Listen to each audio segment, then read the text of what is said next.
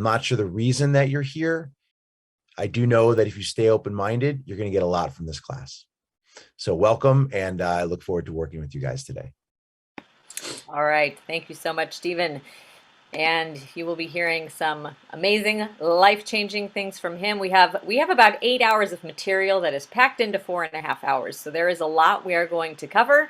This is not a traffic school class. This is something that goes a little way deeper than you might be anticipating. We are a lot of different things. We are teachers, educators, therapists, social workers. We have all different categories, and again, really love what we do. So here is what we need from you this morning. We need your full undivided attention. You would be in a classroom with really hard seats, probably freezing cold, but you are at home, which is great. That is a privilege. So because of that privilege, we would like your respect of just engaging with us, both on camera and vocally when you are asked to do so.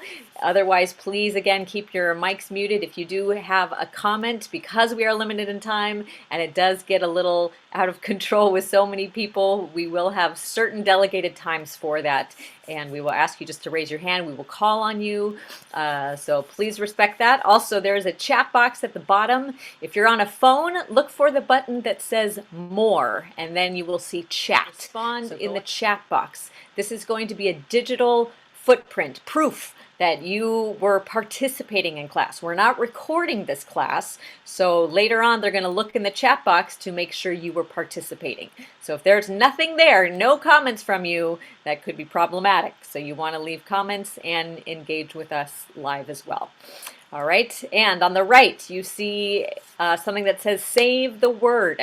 There's going to be a lot of random words that pop up. It will be one giant word on the screen. And I'll say, everybody, there's a word on the screen. Write it down. And then later there will be a test on these words. So if you have them written down, it will not be a problem. All right.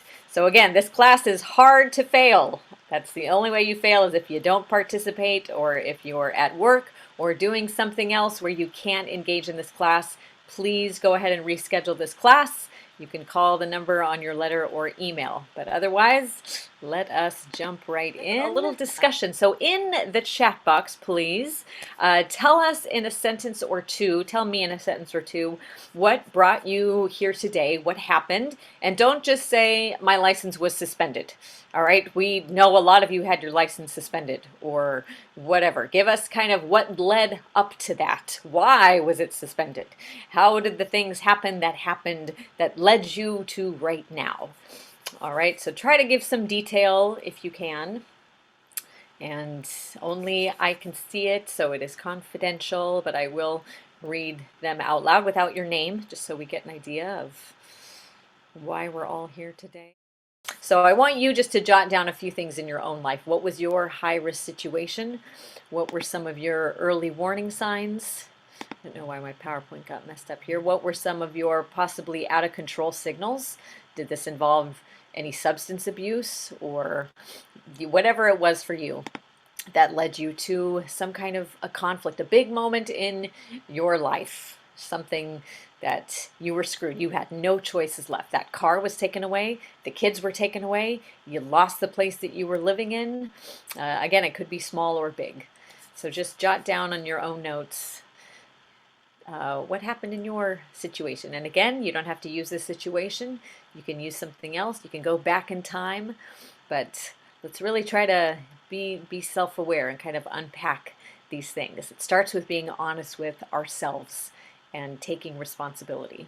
So what are the 3 ways that people deal with conflict? Can somebody tell me in the chat box, what is the difference between being rational and rationalization? Those are the root words the same, but they mean completely different things. So somebody tell me, what is rationalization? It's not being rational. So there's a big difference between those two. Does anybody know? What does it mean to rationalize something? Oh, Ramin, nice. You got it right away. See if anybody else gets it. Close. So being rational, everyone, is when you are really thinking straight and trying to do the best thing that's logical. But like Ramin, he got it. Rationalization is justifying something.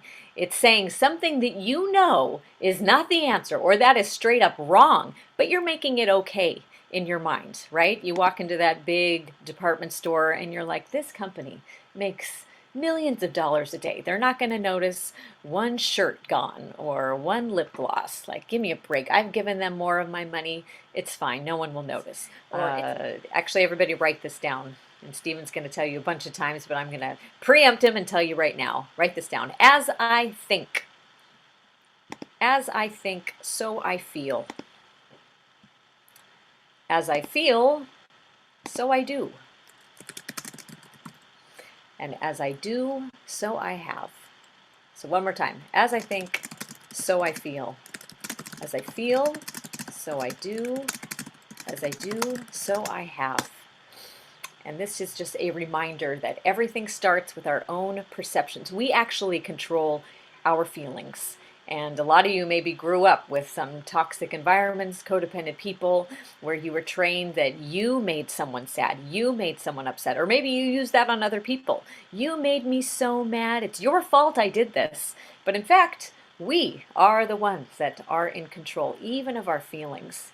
It all comes down to first what's going on in our minds, and we will unpack that pretty soon. Throwing a lot at you guys.